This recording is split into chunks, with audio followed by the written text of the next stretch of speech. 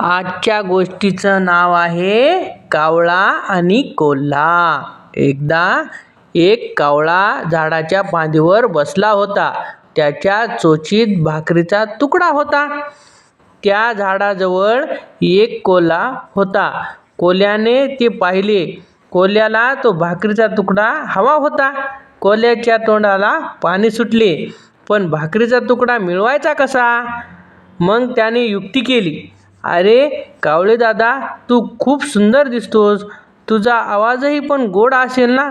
कावळे दादा, मला एक छानसं गाणं म्हणून दाखव बरं." मूर्ख कावळा आपली स्तुती ऐकून खुश झाला. खरंच मी खूप छान दिसतो का रे?